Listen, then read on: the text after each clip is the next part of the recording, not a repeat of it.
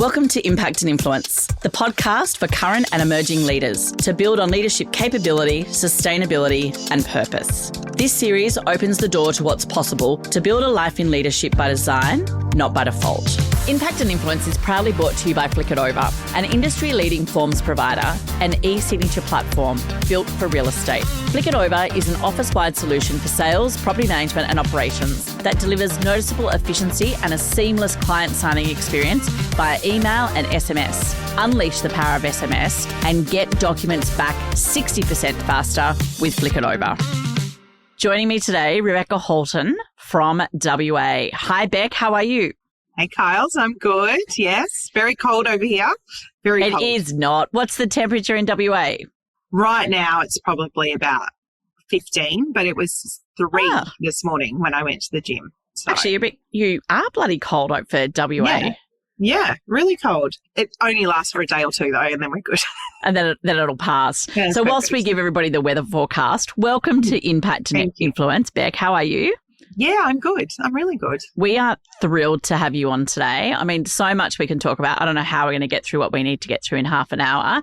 Not to mention that we've known each other. I calculated this morning, 15 years I've known you. No, longer than that. I've been in Perth 16 years. Really? Okay, yes. Well, take me back. I'm wrong on that then. Take me back. Yeah, I met you. Oh, do you know what? I must have been living in Perth when I met you. Yes, sorry, you're right. So. I'm wrong. But I met you over on the Gold Coast. I do remember, and I've got so many amazing things that I've seen you do and so many questions I've got for our listeners. We're not going to fit it all into one. So you'll have to come back. So Rebecca Halton, the dynamic CEO, mother, wife, counsellor, auctioneer, and I'd say a game changer for our industry. So, Beck, how did it all start? Paint us a picture, take us back, because you actually studied international business studies, didn't you, at uni? Yeah, I did. I did marketing and international business studies, but I always knew I wanted to be in real estate. My mum was a real estate agent. And as much as I hated it when I was young because of back then there was no work from home. There was no everything. You can imagine, as everyone knows, real estate 30 years ago was a lot of face-to-face. You were never home. It was very strain. Like there was a lot of strain on families when people worked. My mum was never at soccer games or netball games or any of that because weekends were. So I hated it for that reason, but I always loved when she spoke about it. Yeah, because she was so passionate about it. She was so passionate about it, and she did it for 35 years. And, I saw what it did for our family financially, but also I saw the toll it took on my family, like my parents' relationship broke down. And so I think from that, I knew how ugly it could be from the start, but I was very determined to get in. And so I did. So I started really early and I started at the bottom and I didn't get a job with my mother. She was a dead set hard no, just thought that I wanted to do it because it was, I could slip into it quite easily with her. And then I did. I went into an LJ Hooker office and I sold myself and got a job in sales administration. And then, I was on reception, sales administration. Within the year, I was like, no, I need to sell. I need to be out there selling. And that's what I did. So I was about 20 when I started selling. Beck, tell us a little bit about your marketplace. So where are you operating, how many offices, and a little bit, if you can, around property management and sales. We've got 3 offices over here in Perth. One where I am today is our central HQ, and that's in the city. And then we've got an office which is about 60 kilometres south on the coast in Mandurah, and then we've got an office which is about 25 kilometres north on the coast, which is Mindarie. So we've got the 3 offices. The central one here was the first one that was opened, and then Mandurah was acquired 20 years ago, and then Mindarie's only 18 months. So we have spread ourselves from the south to the north, and we've been able to build a rent roll of close to 4,000 properties under management. But a lot of that growth has happened heavily in the last 5 years in terms of the size of the rent roll. And across the board, after a conversation I had with you yesterday, I should work out how big my sales team is. It's about 28 salespeople at the moment and we've got a team of BDMs as well across those 3 offices. So many questions from what you've just said there. But I guess the first question is, what market or micro markets do you play in? So let's start with sales. What are sort of the pricing points in the markets you service? Yeah, so Mandurah, the average sale price would be about 800,000 to 900,000 down there. Here in the city, we're looking at probably for housing, 1.8 to 2.5. Apartments again would be 8 to 1.2 million, and then in the north, you would be looking at that 1.1 to 1.3 million dollar medium house prices. What are your days on market at the moment, Beck? So we're recording this and we're sort of coming into close to end of financial year.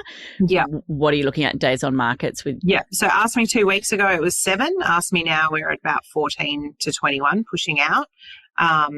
So yeah, it's quick turnaround, but even again, we know 14 to 21 days is short time on market. So it's bringing the salespeople off the ledge who haven't worked in that market in the last couple of weeks, but nothing sits on the market. We're still very tight with stock. A general market a balanced market here in Perth is 13,000 properties on the market. We've just hit 5,000 again, but we were down at 2,500. So it's still tight, still a seller's market. What's driven that change in, for those that are on the East Coast, they're going, oh my God, we'd love that as days on market. But to be fair, you guys have had a pretty rough run, but we'll talk about that in a minute. Things have been good for the short term, but we'll go back to what that looked like a couple of years ago. What's driven that, interest rates or the budget? Bit of both, I think, just the uncertainty in the marketplace across the economy, across the government. And Perth has always been a very rich state. There's a lot of money in WA, a lot of resource, very high salaries. And up until 5 years ago, we had the lowest medium house price in Australia. So it had to happen. Everyone's saying that WA's gone through a boom, but I think we've gone through a correction in the market to bring it to where it needed to be. Because sometimes there's a very false economy over here when you look at the resource money that we've got versus how cheap it was to live. That was always going to correct itself. And now I think in the last couple of weeks, what's happened is the uncertainties have come in. I think post end of financial year, we'll see it probably tighten up again because we still have more immigration than we do homes. It's interesting, isn't it? We're seeing that false economy a little bit. Northern Queensland, you've got areas of the Hunter, again, mining, still very strong. I think, Beck, has that driven, you had a very big investor market too, haven't you? Is that driven by mining? Is it driven by affordability? I think it was driven by yields. You could still buy relatively cheaply over here and get good returns. But now we've seen that interstate investors drop off because the pricing has gone up, the yields aren't as strong.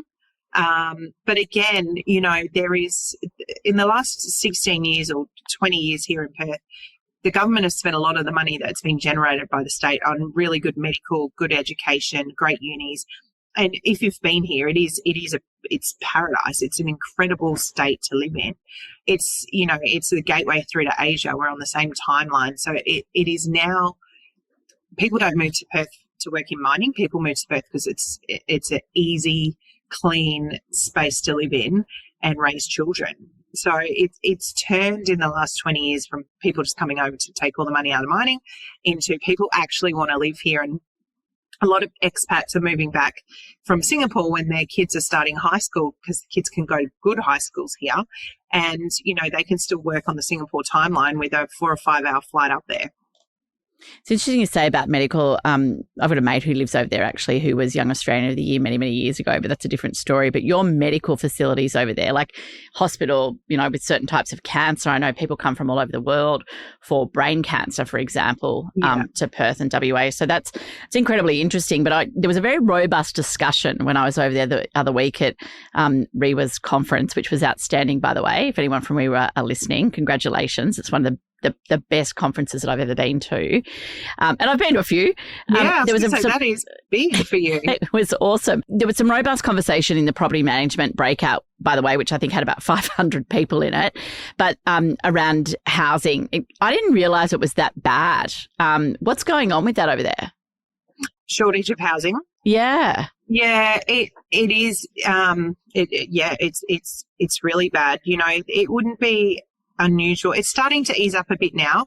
We're starting to see a lot of the new builds are finishing up, so people are able to move into their new properties. The building industry over here, as it did everywhere, there was so much strain on it.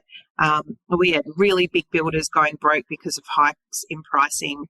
We had, the building time blew out from 12 months to 24 months to get a property finished. So all of that was putting strain on our rental property. Our tenants weren't moving out because they didn't have it, their build wasn't finished. So it bottlenecked, and I feel like we had a lot of international students coming over as well.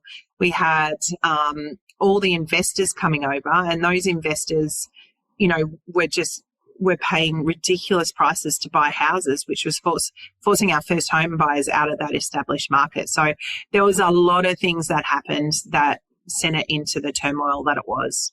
I don't want to go into politics, but I was going to say, do you think and I'll only ask this briefly, and if you're not happy to answer it, we can cut it out. Do you think your state government's doing enough? Enough of the wrong thing? I think everyone's always got an opinion that they can run the country better than anyone. I do like our government, and I think they do 60 to 70% of the stuff right, and then I disagree with 30%.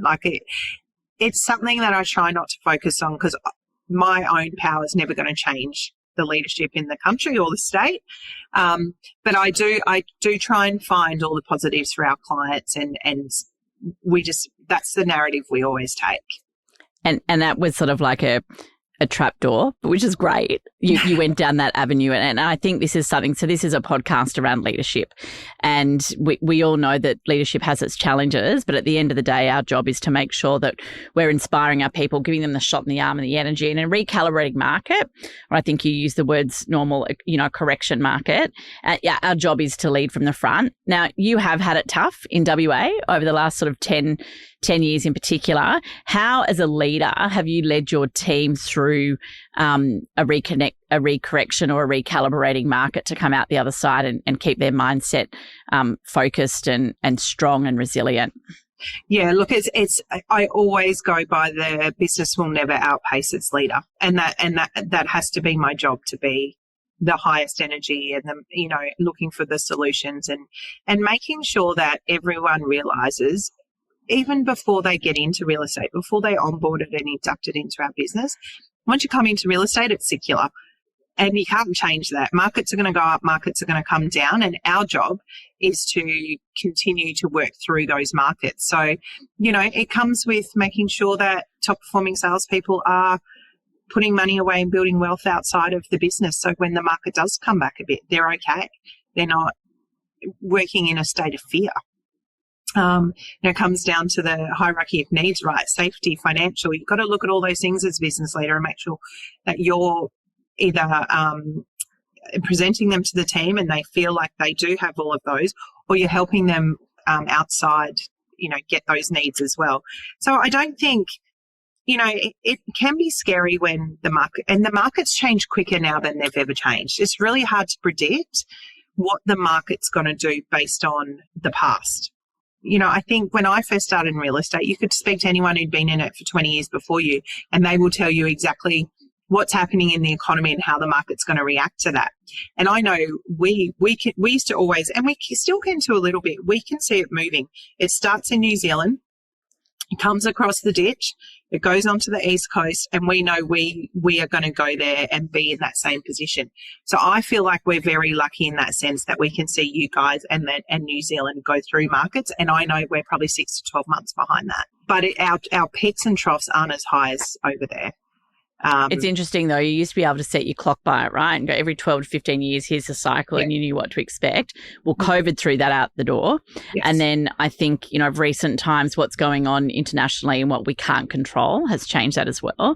And that's so incredibly important, I think, for everyone to focus on, and particularly in leadership, the spheres of control, what you can control, what you can't control, and what you can influence, and bringing that into your day-to-day as a leader and learning what to let go of and what to lean into.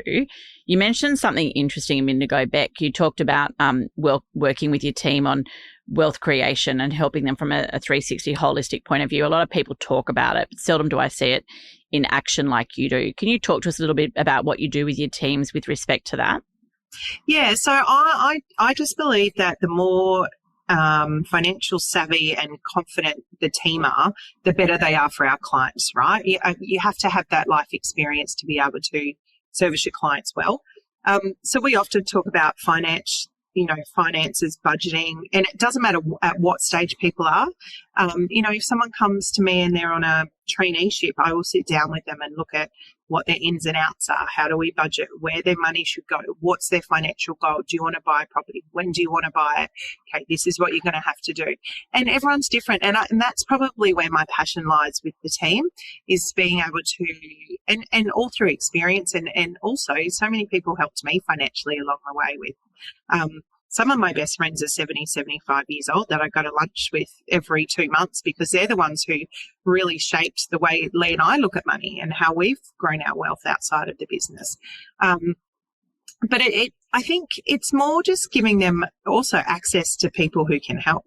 So making sure that through our business they can access financial advisors, good accountants. If they, I want them to always bring a sales contract to me if they're looking at purchasing a property somewhere else, not through us. So it's giving them a good understanding that we're very big on, you've got one life and you choose to be here more than you choose to be anywhere else. So milk it, get the most out of this business. And again, for me, I know everyone's going to leave this business at some point. No one's going to stay here, although I've got people who've been here 20, 23 years. But if they can walk out the door a better person, that's my job done. That's all I worry about.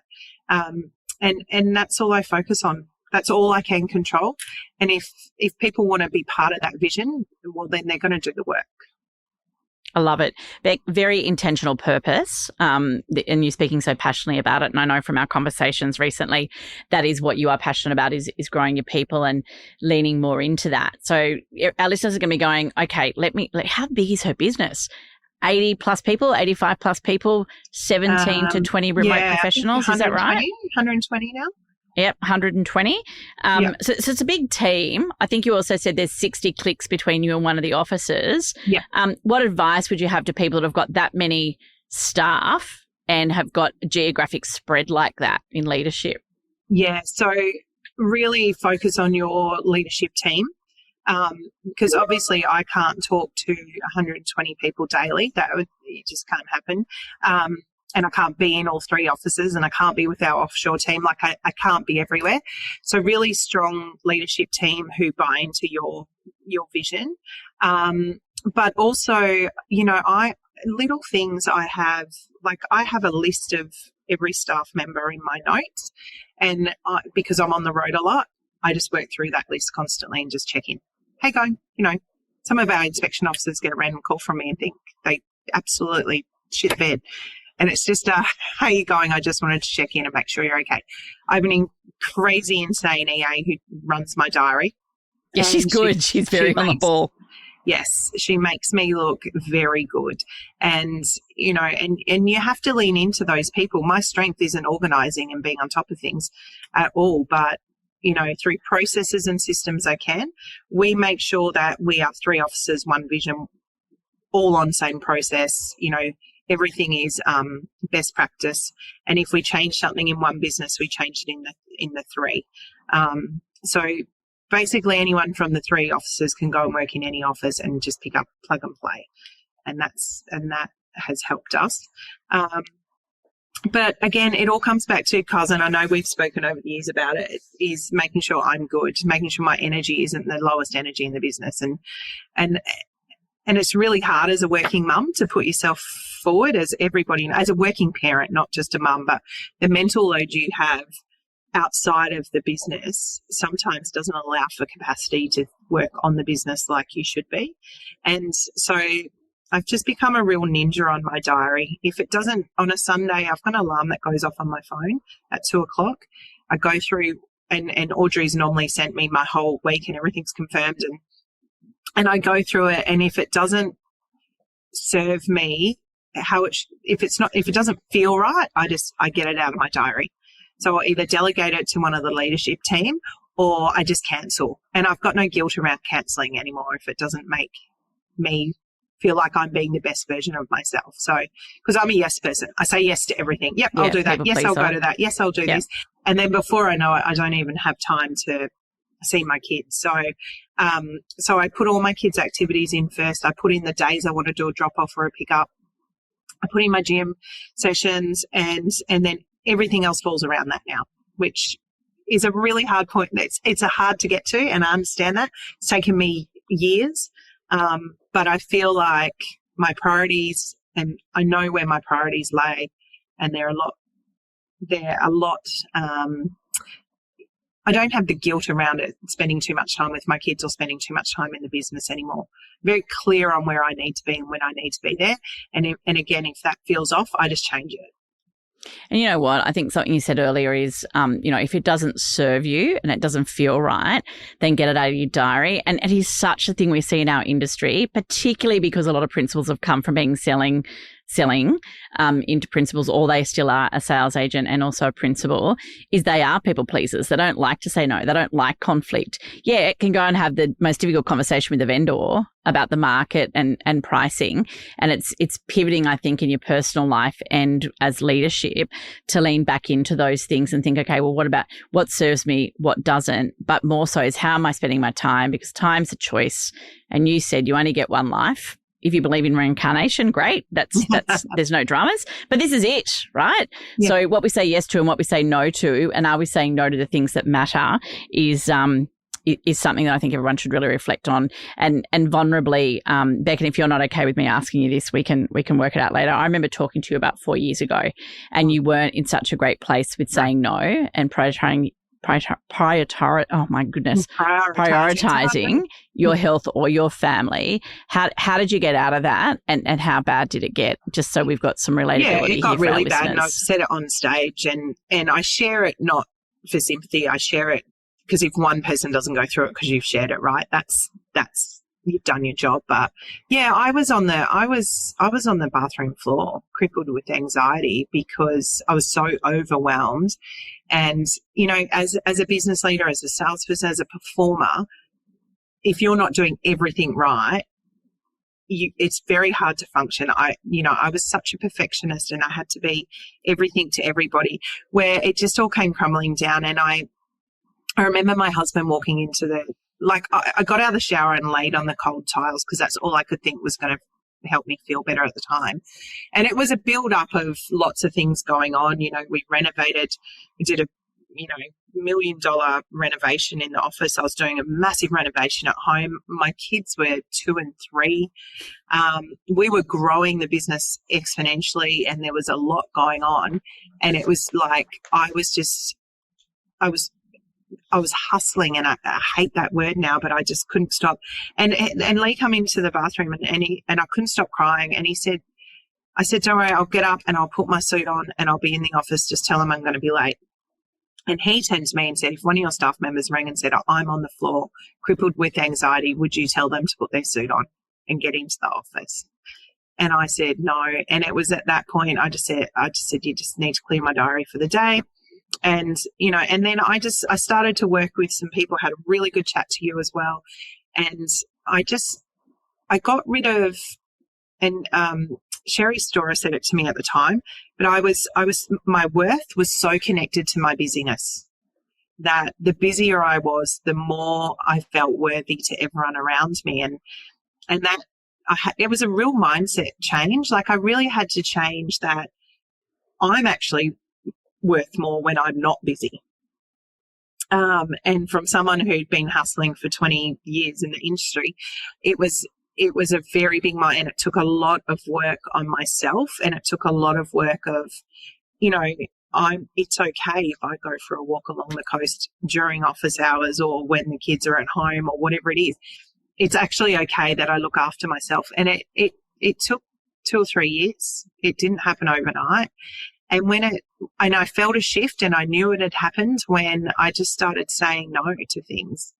And that's exactly what I do. It's a Sunday ritual. And, sometimes I've it's popped up on my phone and I've been at a long lunch and I just say no to everything because it doesn't serve me and I'm okay with it. But it's still one of the things that without a doubt has changed the way I operate, where it's quality over quantity, right? So the time I am operating in the business now is a really high quality version of myself. The time I'm at home is a really high quality version of myself because I'm allowing myself to take time and do different things. Or, you know, on a Saturday afternoon, just grab my book and sit on my bed. I would have felt guilty about that. But now the kids are a bit older, it's a bit easier. I know they're playing, I know they're safe, I know they're having a great time in the pool or whatever it is. So it's time and a season, but that was definitely, now's my time to get myself back and focus on, as long as I'm good, the business is good and the family's good. Tick, tick, tick.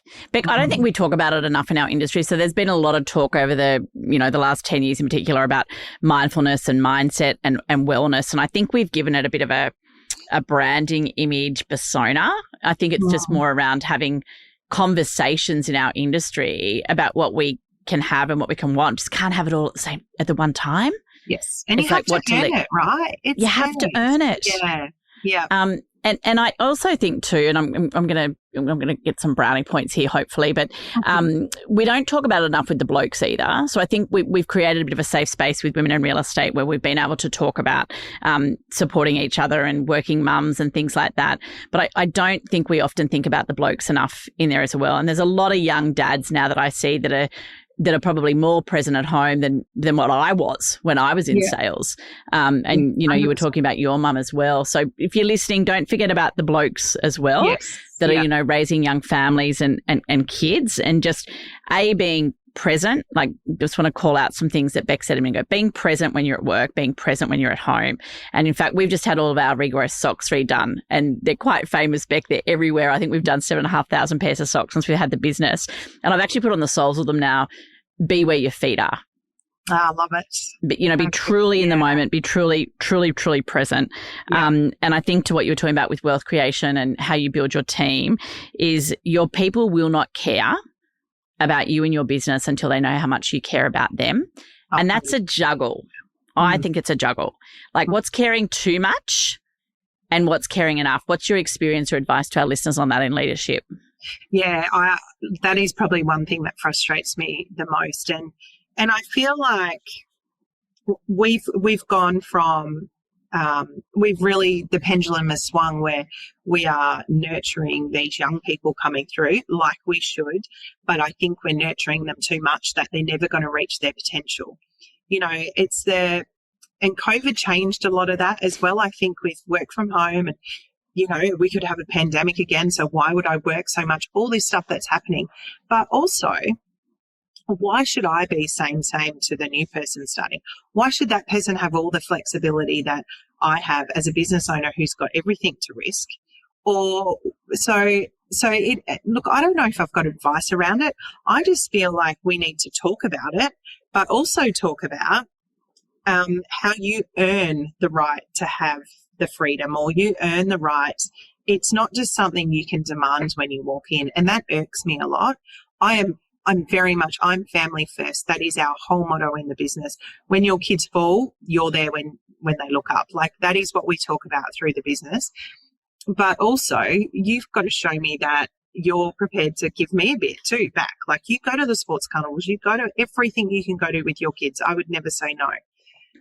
But you've got to show me that you're also part of this business and you want to see it grow. I think it's important. It can't just be one way lane. Important though, right? People have got to hear it 7 times is what they say before they actually hear it. And I think sometimes in leadership we feel like, oh God, how many bloody times have I got to say it? But I think, guys, it's so important to anchor into induction onboarding, team meetings. We're coming into a new financial year. That vision again, I'll have your back if you have mine. This is a two-way street. We want a long-term mutually successful partnership. And to do that, and I love your analogy of when you fall down and look up, your kids want to be there and you want to be there as a leader. But I think setting that expectation around what's expected of each other is something we shouldn't be afraid to lean into in this industry. And you and I both know that high performance teams, high performance individuals in life build their life on habits, rituals, and accountability. And I think for leaders to be able to bring that into the conversation around, we create daily habits and rituals here to make sure that you achieve your intention, purpose, and priorities. There is going to be some accountability frameworks, and we're unapologetic in that. And it's not to, smack you on the wrist and say you're doing the wrong thing. It's to make sure that you are wholly and solely in your swim lane. You're wholly and solely doing the things that are expected of you, because then we can rely on each other. And I don't think we spend enough time on that. What are your thoughts on that? I agree. I couldn't agree more. And when you walk into an organisation the size of ours, as someone who's not been in it, you will see, especially salespeople, they're never in the office. So people automatically think they're not doing anything, or, property managers who get to work from home and all this stuff. And the onboarding and induction will fix everything in your business if you nail that. And if people buy in from your vision from day one, and that is always reflected through your meeting rhythm and any of your comms that go out and the way you hold yourself as a leader, then that's all you can give. That's all you can give. You can give people an environment to thrive, and you can give people opportunity, but you can't be responsible to sit there and hold their hand and make sure they're doing everything. That's on them.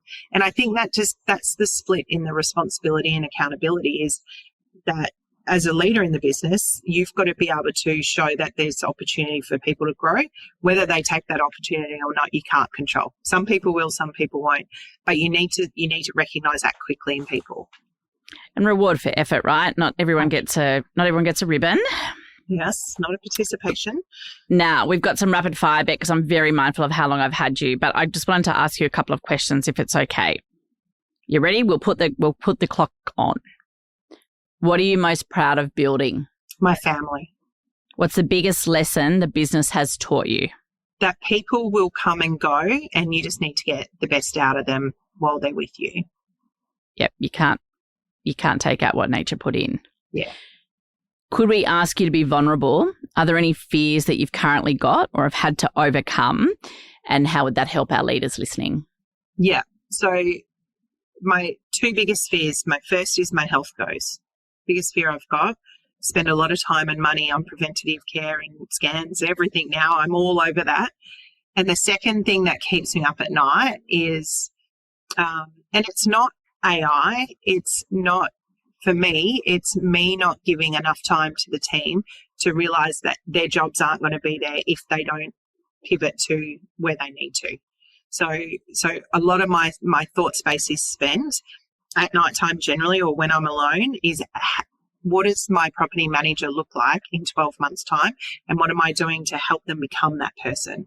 Do you know, it's interesting you say that, and this is a little bit of a different angle on that, but I literally just came from a meeting before I got here, and we were talking about large language models. And we are currently exploring in our business, for example, is putting all of our stuff into a large language model and having voice recognition so our clients can come and put that on steroids with, Claude or Perplexity or whatever we decide to go with. But I wonder whether, do you remember the years ago we used to give all of our listings to the portals for free, and now we pay for it? I just wonder what we'll be paying for our own intellectual property or our own thoughts back from these platforms in years to come. Do you have an opinion on that? Well, it's the only way it's going to go, Carls, I think. You think about, I do a lot of deep diving into all the private conversations that are being had, and obviously I will never be privy to them, but you can get enough information around what is keeping the people who are building the AI going. And, it's a race. It's a race to own that space. And there's a lot of money, a lot of people. And even though even the big players are saying it is the scariest thing that they're doing, they know if they don't keep up with it, it's just a race to see who wins that first. And then it has to be monetized. It has to be. Has to be. Of course it does. But then, but with that comes an opportunity for us. Again, we're looking at the same. What are we building within our ChatGPT and Claude to make our life easier and our business more profitable? Never going to shy away that we want more profit out of the business. That is one of our values. Well, we are a communication business, so I think we're the best bloody content creators that a lot of this AI sees. So what's the content we're putting out there? And I think we're going to run an AI series between September and December. I'll get your commitment, can I, to come back and talk on that? Yeah, for sure. Yeah. Fantastic. Yeah. Has there been a life-changing event or moment that has defined your leadership style? I think, I represented the country in sport, and that was... Did not know that. Stop. What? Yeah, I played soccer. But anyway, this is like 19-year-old Beck. But there was a couple of things that happened when we were on tour overseas, and I was young. I was one of the youngest players, and it really made me. So there was that. And then when I was 21, I took my backpack and $1,000, and I said, I'll be home in a year. And both of those times in foreign countries, I had my passport stolen, I got robbed, lots of things happened. And there was this before internet, before mobile phones. I came home and I was like, if I can literally do anything and I can lead people to do anything, because I became a tour guide in Europe for a couple of months. There was all these things. So I think it was me just putting myself out on my own, traveling on my own. And when things went bad, I had the realization that it'll always work out. Just use your brain. You've got it in you to work out these shitty situations. And that's what I bring into the business. Whatever happens is going to happen. It's only the control for me is only how I react. And then how I react is how the team reacts. So, the market falls, or, I say to the team, make mistakes, make big mistakes. Just we can't make them again. Learn from them. Change, pivot. Yeah. And change management is a really simple task if you don't panic as a leader. You need to write a book, Beck. That's all I'm going to say. You need to buy a book. I'm buying it. Who do you look to when you need to raise your game, or you know that your energy is depleting? So when I need to raise my game, I think I look within. And I know that sounds really shitty, but I've had that many coaches and people, and I've got a really good network of people I can have great conversations with. But again, I know it's only if my energy or my health, or I'm not having enough time on my own to have the space to think about it. And that's on me. That's I would take full responsibility for that. And if I need to raise my energy, I just hang out with my kids. Yeah, it's pretty good, isn't it? Aren't they wonderful? Yeah. Wonderful little human beings. If you could shift one thing about this industry and how it operates, what would it be? It would be everybody believing in their worth on fees. I think, we're our own worst enemies. I just want to summarise and close out here, because I just looked at the time and I'm like, I could keep going, but it's not fair to Beck because I quarantined 30 minutes and we've been on for longer than that. A couple of key messages I want everyone to take from listening to Beck. As a leader, be flexible, be resilient, try. Worst thing that's going to happen is you're going to win or fail.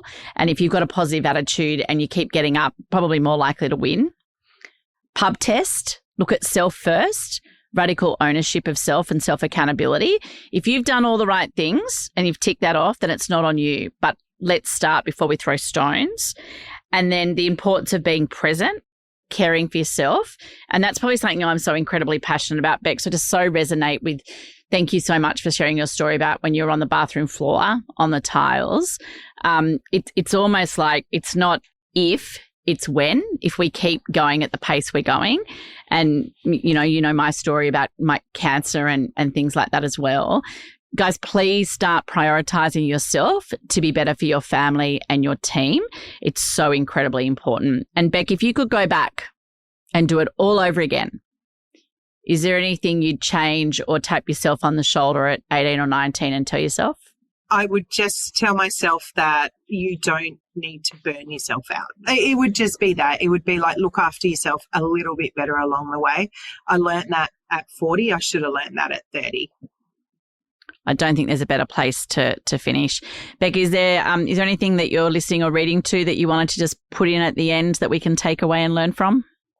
No, I don't think so. I think that whole conversation around making sure your cup is full before anyone else's, there's no truer statement. You'll be a better human, a better parent, a better leader, a better employee, a better person. Beck, I want to say thank you, A, for your friendship. Secondly, thank you for what you do for our industry and how you're elevating not only kindness, but health and being present where you are. I think you're incredible. Congratulations on the journey, and we look forward to seeing what's coming. Thanks, Kyles. Thanks for joining us on this episode of Impact and Influence. Click follow to get notified about future episodes. Leaving a review helps others find the podcast. And to learn more about our courses, our study tours, conferences, keynote topics and our services, or how simply we might be able to help support you in taking you to places you never thought possible, please visit regrowthkyliewalsh.com. Impact and Influence is proudly brought to you by Flick It Over, an industry-leading forms provider and e-signature platform built for real estate. Flick It Over is an office-wide solution for sales, property management and operations that delivers noticeable efficiency and a seamless client signing experience via email and SMS. Unleash the power of SMS and get documents back 60% faster with Flick It Over.